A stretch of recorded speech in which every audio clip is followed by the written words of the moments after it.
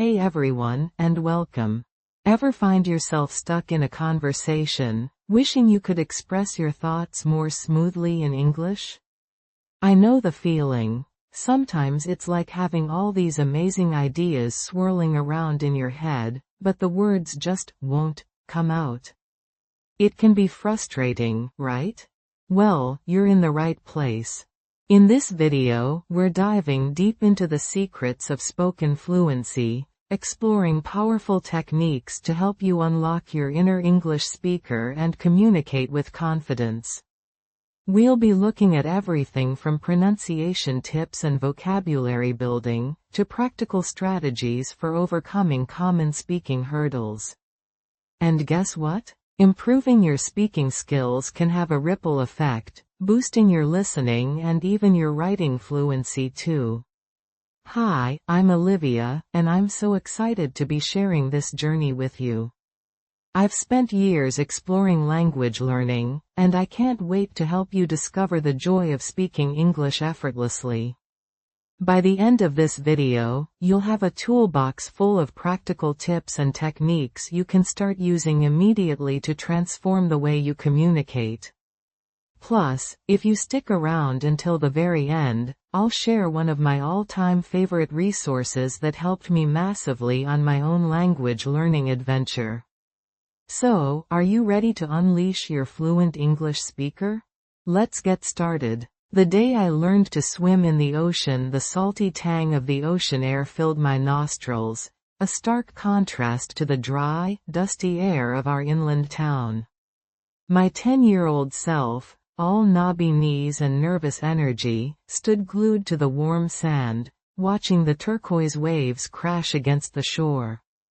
My older brother, Liam, 16 and perpetually tanned, was already knee-deep, beckoning me forward. "Come on, Maya. Don't be a scaredy cat," he yelled, his voice barely audible over the roar of the ocean. Our cousin, Chloe, a year older than me and always brimming with confidence, splashed past Liam, diving headfirst into a wave. I'd always been a little timid, especially compared to the adventurous Liam and the fearless Chloe. The idea of the vast, unpredictable ocean terrified me. I preferred the safety of the shallow end of our community pool, where I could touch the bottom at any moment. But today was different. I was determined to conquer my fear and finally learn to swim in the ocean. "It's freezing," Chloe shrieked, emerging from the water, her dark hair plastered to her face. "But so fun," she added, grinning. Liam waded back to shore, rolling his eyes at Chloe's theatrics. He turned to me, his expression softening. "Look, Maya," he said, "I know you're nervous, but I'll be right here with you. We'll take it slow. Just breathe and kick like you do in the pool." His reassuring words helped calm the fluttering in my stomach. I took a deep breath and followed him into the water, each icy wave sending a shiver down my spine. The uneven sandy bottom felt strange beneath my feet, so different from the smooth tiles of the pool. "Okay," Liam said, once the water reached our waists. "Let's start with floating. Lean back and spread your arms out. Trust the water to hold you."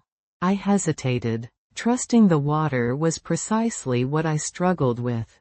But Liam's hand on my back, firm and supportive, gave me the courage to try. I leaned back, tentatively spreading my arms. For a moment, panic threatened to overwhelm me as my feet lifted from the seabed. But then, miraculously, I felt the buoyant force of the water cradling me. "See?" Liam said, his voice gentle. "You're floating. You're doing great." Chloe, who had been body surfing nearby, popped up beside us, beaming. "You're a natural," she exclaimed. Encouraged by their words, I started kicking my legs, mimicking the flutter kick I practiced in the pool. At first, it felt awkward and ineffective, but with Liam's patient guidance, I began to feel a sense of rhythm and control.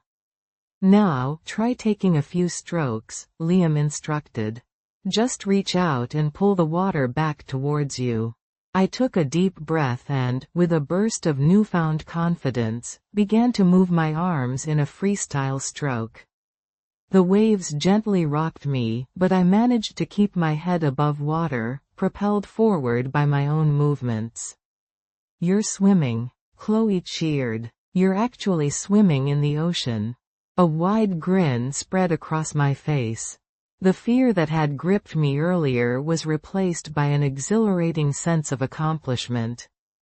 I swam a little further, gaining confidence with each stroke. The salty spray of the waves on my face, the warmth of the sun on my skin, the rhythmic sound of the ocean, it was all so invigorating. For the next hour, we played in the waves, Liam and Chloe patiently showing me different techniques, encouraging me to try new things. I learned to body surf, riding the crest of a wave towards the shore.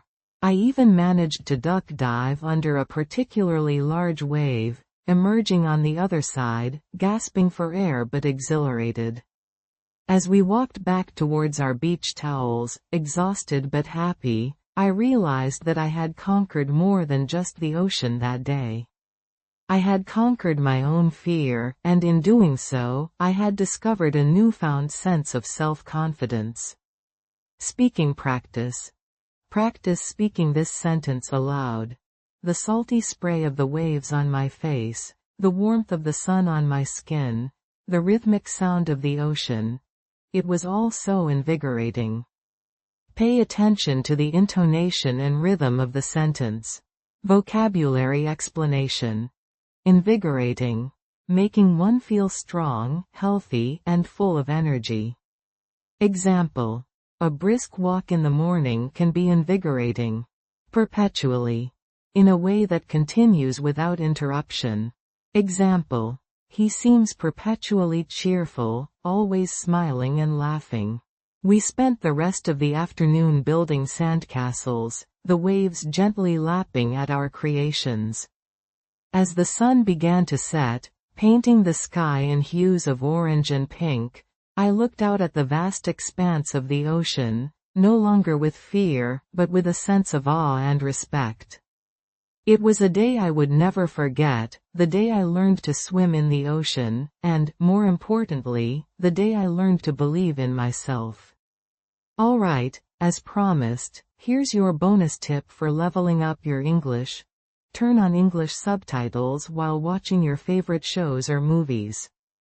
It's a simple trick, but trust me, the consistent exposure to natural conversation and pronunciation does wonders for your listening comprehension and even helps you absorb new vocabulary effortlessly.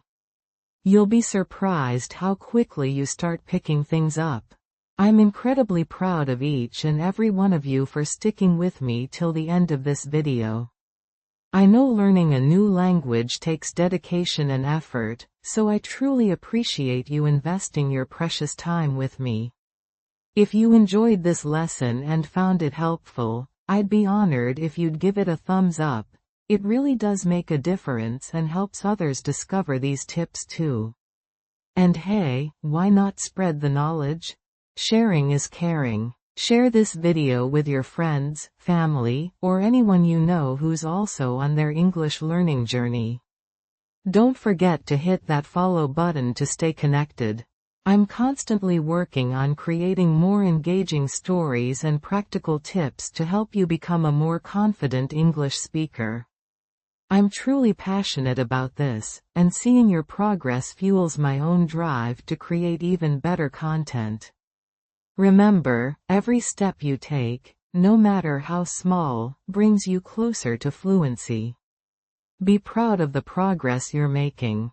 Take care of yourselves, stay motivated, and I'll see you back here tomorrow for another exciting story. Bye for now.